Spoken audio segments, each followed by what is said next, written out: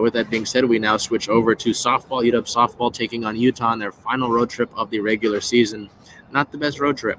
May 6th at Utah, they would lose that game 2-5. Unfortunate to come in on a nice win streak. You would play well against conference opponents, and then you come in against an unranked team in Utah and you lose that game.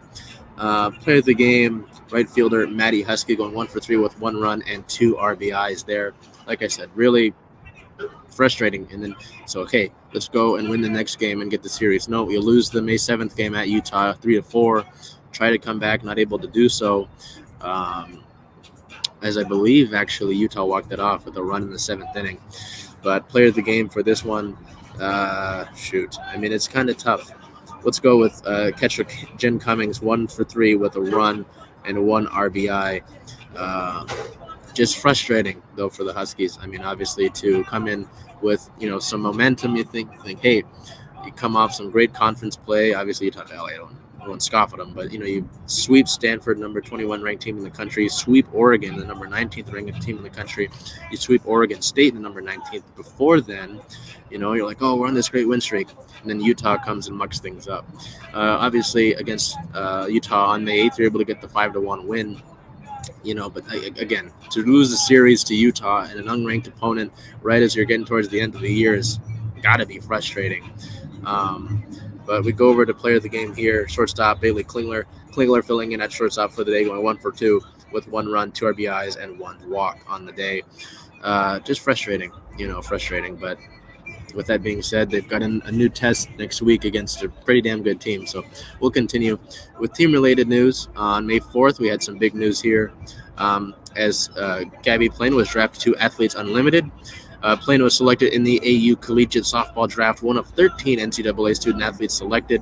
The 2021 Pac-12 Pitcher of the Year, 3-time All-American, 3-time Pac-12 First-Team honoree, and finalist for USA Softball's Collegiate Player of the Year award in 2021 will play in AU next season. I think this upcoming season, actually, once she's done at UW.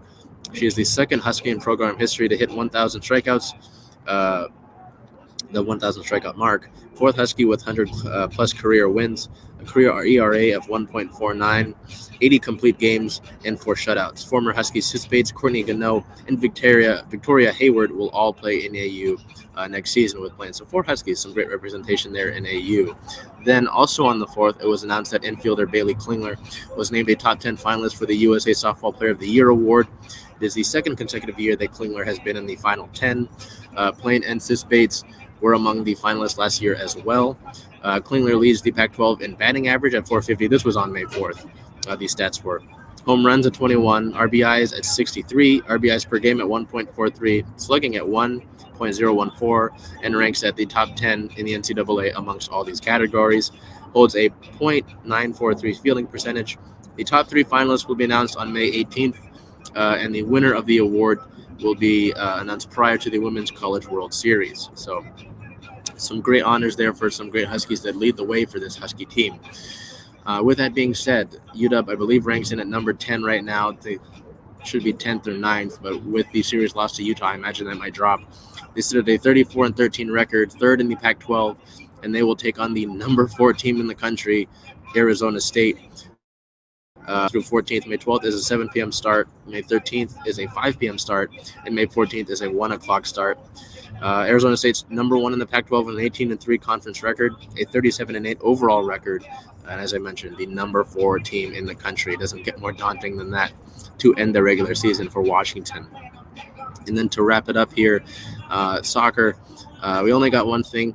On May 7th, Ryan Saylor, in his rookie year in the MLS, makes his pro debut for Inter Miami, recording a 6.5 rating in 90 minutes with 1 shot, a 75% pack accuracy, 2 blocks, and 9 clearances. So congratulations to Ryan, and continued success to him with Miami. With that being said, I got to get out of here, but I hope you've enjoyed another episode of WOOF Wednesdays. If there's anything I missed, please feel free to fill us in the comments.